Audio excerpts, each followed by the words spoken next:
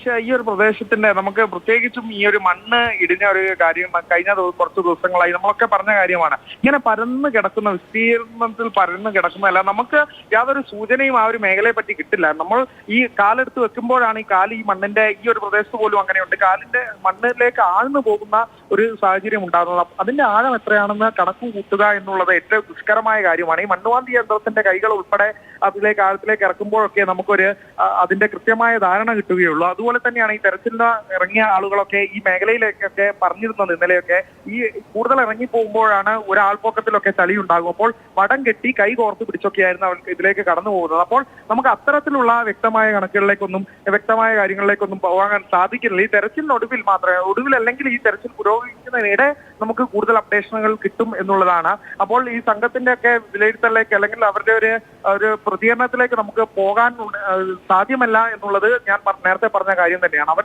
ഇതിൽ നിൽക്കുന്നത് ഒരു 100 മീറ്റർ, ഒരു 50 മീറ്ററെങ്കിലും അകലെ ആയിരിക്കും. കാരണം ഇതിൽ ഈ റഡാറിന് തടസ്സം വരരുത്, റഡാറിന്റെ സിഗ്നലിൽ തടസ്സം വരരുത്. ആ ഒരു സംഘം അവരോടൊപ്പം തന്നെയുണ്ട്.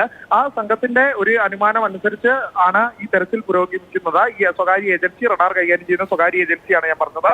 അപ്പോൾ അവർ നൽകുന്ന നിർദ്ദേശങ്ങൾ അതനുസരിച്ചാണ് ഈ തെരച്ചിൽ പുരോഗമിക്കുന്നത്. അതായത് ഈ റഡാറിൽ നിന്ന് വയ്ക്കുന്ന സിഗ്നലിന്റെ അനുമാനങ്ങൾ അതനുസരിച്ചാണ്. അപ്പോൾ നമുക്ക് ആ ഒരു മേഖലയിൽ ആദ്യം കണ്ടെത്തി കൃത്യമായ സിഗ്നൽ ലഭിച്ചത് അവിടെയാണോ എന്ന് കണ്ടെത്തിക്കൊണ്ട് തന്നെ ആയിരിക്കണം നമ്മുടെ തിരച്ചിൽ പുരോഗമിക്കുക. അല്ലാതെ നമുക്ക് കൂടുതൽ ഒരു ധാരണയുണ്ടാക്കുന്ന തരത്തിലേക്കുള്ള വിവരങ്ങൾ നമുക്ക് ഇപ്പോൾ ലഭ്യമാകില്ല. എന്തായാലും ഈ തിരച്ചിലിന്റെ പ്രോഗ്രസ് ആണ് നമ്മൾ ഏവരും ഉറ്റുനോക്കുന്നത്. തിരച്ചിലിന്റെ പ്രോഗ്രസ്, ഒപ്പം തന്നെ തിരച്ചിൽ എന്തെല്ലാം സജ്ജീകരണം വേണം, എന്തെല്ലാം സംവിധാനങ്ങൾ വേണമെന്നുള്ള വിവരങ്ങൾ ഞാൻ കൃത്യമായി ഇവിടുന്ന് അറിയിക്കാനുള്ള ശ്രമമാണ് നടത്തുന്നത്. അതിലും അപ്പുറത്തേക്ക് നമുക്ക് അവിടെ എന്താണ് സാന്നിധ്യം കണ്ടെത്തിയിരിക്കുന്നത് ഉൾപ്പെടെയുള്ള കാര്യങ്ങൾ തെരച്ചിലിനൊടുവിൽ അല്ലെങ്കിൽ തെരച്ചിലിന്റെ പുരോഗതിയിൽ ഉൾപ്പെടെ മനസ്സിലാവേണ്ട കാര്യം തന്നെയാണ്. അക്ഷയ, അരുൺ വിവരങ്ങൾ നൽകിക്കൊണ്ടിരിക്കുന്നത്. എന്തായാലും ഇപ്പോൾ ആ ജീവന്റെ സാന്നിധ്യം ഉണ്ടെന്ന് പ്രതീക്ഷിക്കുന്ന അല്ലെങ്കിൽ അങ്ങനെ സ്ഥിരീകരിക്കപ്പെട്ടിരിക്കുന്ന സിഗ്നൽ ലഭ്യമായിട്ടിരിക്കുന്ന ആ സ്ഥലത്തിതാ മണ്ണുമാറ്റി പരിശോധന നടത്തുകയാണ്.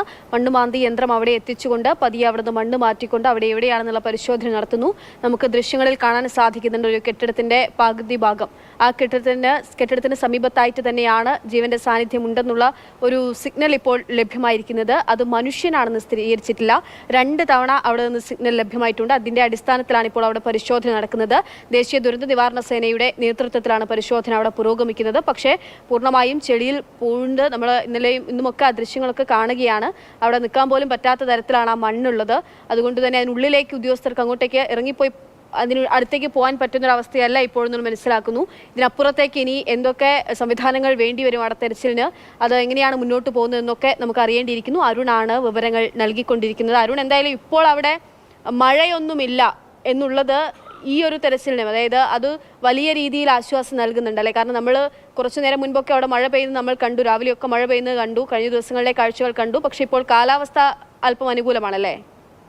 അതെ അക്ഷയ, കാലാവസ്ഥ ഈ മണിക്കൂർ അനുകൂലമാണെന്ന് നമുക്ക് പറയാൻ സാധിക്കുന്നുണ്ട്. കഴിഞ്ഞ ഒരു 2 മണിക്കൂർ മുന്നേ വരെ മഴ ഉണ്ടായിരുന്ന ഒരു സാഹചര്യം ഉണ്ടായിരുന്നു. നിലവിലെ ഈ തെരച്ചിലിന് അനുകൂലമാണ് എന്ന് പറയുന്നതായിരിക്കും കൂടുതൽ ഉചിതം. കാരണം ഇപ്പോൾ കാലാവസ്ഥ അനുകൂലമാണ്, മഴ മാറി നിൽക്കുന്ന ഒരു സാഹചര്യമുണ്ട്. മഴയുണ്ടെങ്കിൽ കൂടുതൽ ദുഷ്കരമാവുകയുള്ളൂ. കാരണം ഞാൻ പറഞ്ഞ പോലെ ഈ ചളിയുടെയൊക്കെ ഒരു ആഴം അക്ഷയ നേരത്തെ ചോദിച്ചതുപോലെ അതൊക്കെ നമുക്ക് കണക്കാക്കാൻ സാധിക്കുന്നതിലും അപ്പുറത്തായിരിക്കും. അപ്പോൾ ഈ മഴയുണ്ടെങ്കിൽ കൂടുതൽ അവിടെ അതിനും ചളിയുടെ ഒരു പ്രതലത്തിന് മുകളിലായി വെള്ളം കെട്ടി നിൽക്കുന്ന ഒരു സാഹചര്യമൊക്കെ വരും. അപ്പോൾ അതിനെയൊക്കെ വകഞ്ഞു മാറ്റാൻ കൂടുതൽ ദുഷ്കരമാവുകയുള്ളൂ. അപ്പോൾ നിലവിൽ മഴ മാറി നിൽക്കട്ടെ എന്നുള്ളത് തന്നെയാണ്. ഇവിടെ ഓരോരുത്തരും നീണ്ട ഇത്രയും ദിവസങ്ങളായി എന്തെങ്കിലുമൊക്കെ ഒരു പ്രതീക്ഷയോടെ തിരിയുന്ന കുറെ മനുഷ്യരുണ്ട്. വെറും നഗ്ന കരങ്ങളാലൊക്കെ എത്തിയ കുറെ മനുഷ്യരുണ്ട്. അവരൊക്കെ എന്തിനും സജ്ജമായി തന്നെ സൈന്യത്തെയും ദുരന്ത നിവാരണ സേനയും ഒക്കെ സഹായിക്കാൻ തുനിഞ്ഞ ഇവിടെ നിൽക്കുകയാണ്. വോളണ്ടിയർമാരുടെയൊക്കെ സംഘത്തെ നമുക്ക് കാണാം. അപ്പോൾ എന്തെങ്കിലും ഒരു സൂചന കിട്ടിക്കഴിഞ്ഞാൽ നമുക്ക് അതിനനുസരിച്ച് അവിടേക്ക് ഇറങ്ങേണ്ട ആവശ്യമുണ്ടോ, അങ്ങനെ എന്തെങ്കിലും ഈ വടം കെട്ടി ഉൾപ്പെടെയുള്ള കാര്യങ്ങൾ ചെയ്യേണ്ടതുണ്ടോ, എല്ലാം അറിയേണ്ടതുണ്ട്. പക്ഷേ ആദ്യം നമുക്ക് വ്യക്തമാവേണ്ടത് ഇത്തരത്തിൽ എന്താണ് അവിടെ നടക്കുന്നത് എന്നുള്ളതാണ്. ഈ സിഗ്നൽ ലഭിച്ചു, അതൊരു ജീവന്റെ സ്പന്ദനമുണ്ടോ എന്നുള്ളതാണ്. അത് ഡിറ്റക്ട് ചെയ്യുന്നത് എങ്ങനെയൊക്കെയാണ് എന്നുള്ള കാര്യങ്ങളുണ്ട്. അത് ശ്വാസത്തിന്റെ ഒരു ഘടകമുണ്ട്. ശ്വാസത്തിന്റെ ഒരു ഘടകമാണ് ഈ ഒരു റഡാറിൽ പതിയുന്നത് എന്നാണ് ഞാൻ ഇവിടെയുള്ള ഒരാളോട് സംസാരിച്ചപ്പോൾ, ഇതുമായി ബന്ധപ്പെട്ട് സംസാരിച്ചപ്പോൾ നമുക്ക് മനസ്സിലായത്. ഈ റേഞ്ചിന്റെ വിഷയമുള്ളത് കൊണ്ട് അദ്ദേഹത്തിന്റെ പ്രതികരണം നമുക്ക് തത്സമയം എത്തിക്കാൻ സാധിക്കുന്നില്ല. വൈകാതെ നമുക്ക് പ്രേക്ഷകരിലേക്ക് ആ പ്രതികരണം കൂടി എത്തിക്കാൻ പറ്റുമെന്ന് ഞാൻ പ്രതീക്ഷിക്കുന്നുണ്ട്. അപ്പോൾ അത്തരത്തിൽ നമുക്ക് എന്താണ് അവിടെ കണ്ടെത്തിയത് അല്ലെങ്കിൽ എന്താണ് അവിടെ തിരിച്ചറിഞ്ഞത് പറഞ്ഞത് എന്നുള്ളത് കേന്ദ്രീകരിച്ചുള്ള തെരച്ചിൽ ഊർജിതമായി നടക്കുന്നുണ്ട് നിലവിൽ എന്നുള്ളത് തന്നെയാണ്. ഇതിൽ കൂടുതലായി കാര്യങ്ങൾ പറയണമെങ്കിൽ നമുക്ക് ഇവർ നൽകുന്ന വിവരങ്ങൾ തന്നെ വേണം. കാരണം എന്താണ് ഇനി അടുത്തത് ചെയ്യേണ്ടതെന്ന് ഇവർ അതിന് സജ്ജമായി തന്നെ സംഘങ്ങൾ സൈന്യം നിൽക്കുന്നുണ്ട്, NDRF നിൽക്കുന്നുണ്ട്, ഇവിടുത്തെ വോളണ്ടിയർമാർ നിൽക്കുന്നുണ്ട്. അപ്പോൾ ഇനി എന്തെങ്കിലും തരത്തിൽ അങ്ങോട്ടേക്ക് ഇറങ്ങിയുള്ള പ്രവർത്തനം വേണോ എന്നുള്ള കാര്യങ്ങൾ ഉൾപ്പെടെ പരിശോധിക്കണം. അതിനായി ആദ്യം സിഗ്നലിലെ അനുസരിച്ചുള്ള തിരച്ചിൽ പുരോഗമിക്കുകയാണ്.